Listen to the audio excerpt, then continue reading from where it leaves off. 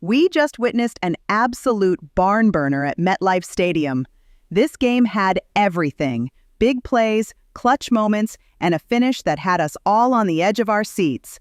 This wasn't just a game, it was personal. Final score, Steelers 34, Jets 32. A nail-biter to the very end. Mike Tomlin called the game fun and challenging. We will be discussing this game all week, but let's hear what Coach Tomlin had to say. Man, wow, that was fun and challenging at the same time, man. The NFL season is back. 60 minutes of football, man. I tip my cap to the New York Jets, man. They were a worthy opponent, man. They fought. They really put us up against it, challenged us in a lot of ways. It's an unknown sometimes when you're playing a new staff, man. I thought that we got exposed in some of those spaces at times, but I thought the coaches did a real good job of communication. The players did a real good job of communicating and adjusting. We made about one or two more plays than they did, and sometimes these games are decided by that. I'm excited about the next week's process. We got an opportunity to get a lot better between week 1 and week 2. We're going to need to, obviously. Our slip was showing a little bit today in some areas. We weren't good enough in the running game, particularly the RPO running game. We didn't put enough pressure on Justin. On the offensive side of the ball, I thought some negative plays killed drives. We didn't protect our quarterback well enough on play pass, trying to go for chunks on first and second down. They sacked us a couple of times in those instances, put us behind the chains. You can't be behind the chains in a hostile environment in a close football game.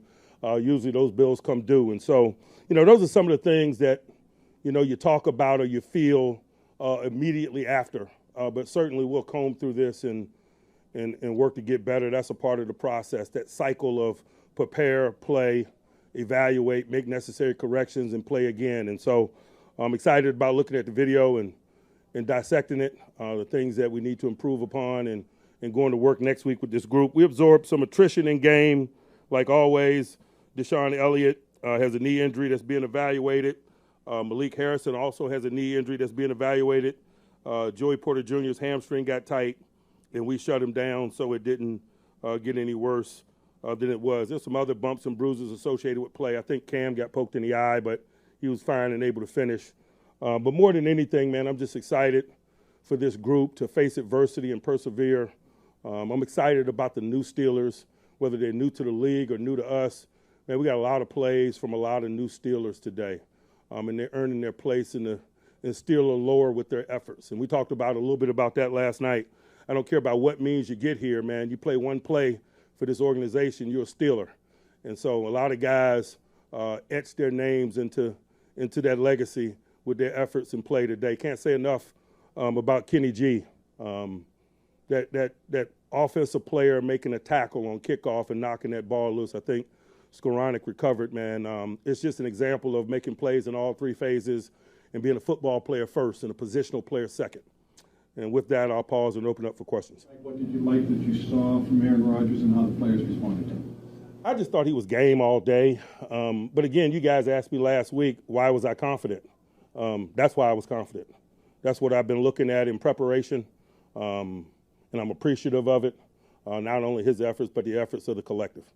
Mike, what allowed you guys to persevere? What about the group?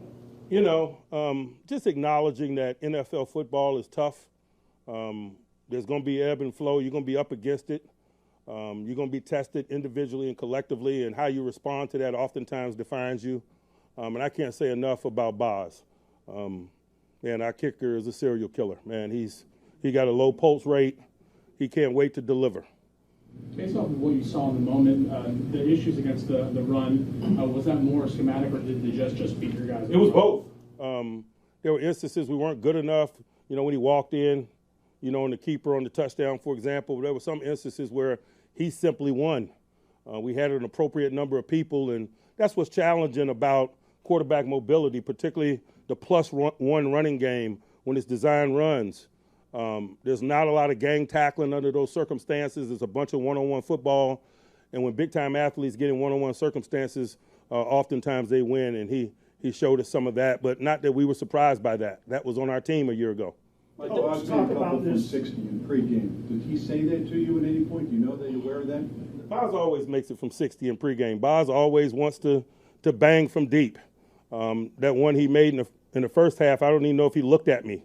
It's just when it went to fourth down, he walked out on the field. But that's the type of guy you want banging for you under them circumstances. Talk about this defense. I'm sorry? Talk about this defense. It was shaky all game, but in the fourth quarter, they actually stopped the Jets 2 times in the fourth quarter. So the importance of making plays at big times. We needed to. You play today, you evaluate tomorrow. The game's not always going to unfold the way that you like. When you start measuring it in the midst of play, you don't have enough energy and enough gas to do what you suggested. And so that's what I like about it. Do I like how we played? Do I like our inability to stop the run? No. But I love our mindset because our mindset shows that we were game for the fight, that we weren't measuring it today. We were playing to win. And when you do those things, man, you got enough gas in the tank to finish it at the end. Does having Rodgers give you a different feel or a different approach in a final drive situation because he's been there so many times? We've had him for one game. And so you can paint with a broad brush or not. I'm appreciative of the efforts today. Specifically with pass protection, where do you need to see this line grow from the performance that they put out there today? We got to be able to turn our back to the defense on play pass on first and second down. I thought that's where we were most leaky. But it's risk associated with that. I understand that. But that's just a component of play that we desire to be functional at, and we weren't good enough today. Mike, what were your first impressions of Jalen Ramsey in a Steelers jersey? I'm glad he's on my team. I've seen it in stadiums before. A lot of these new Steelers, man, we've covered it for a long time, and sometimes it's just about opportunity. I've certainly been an appreciator of his skills and talents. Can't say enough about him, man. He played nickel. He played free safety. He played outside corner. He is a top-notch football player, and I'm glad he's on our team. You talking about distributional reps at running back. Was that much Kenny Gainwell something you were expecting, or sort of the way things just played out? We played to win today. I'm not going to stand up here and break down the distribution of reps for you guys week in and week out. I'm not into that.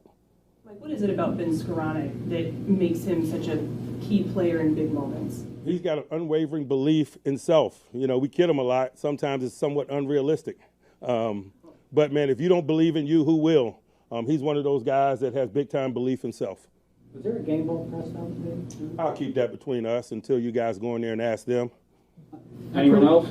How critical was that drive right before halftime to lower the deficit to 2? It was big time, man. We wanted to book in the half, to be quite honest with you. We weren't able to come out in the second half with that same level of execution.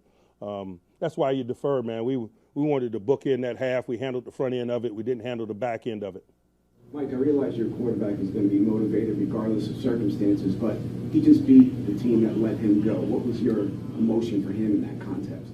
I agree with you. He doesn't care.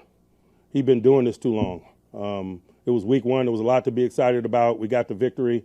It's on to the next one.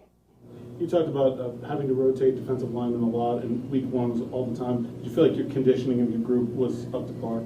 I do. I certainly believe it was challenging, particularly at outside linebacker.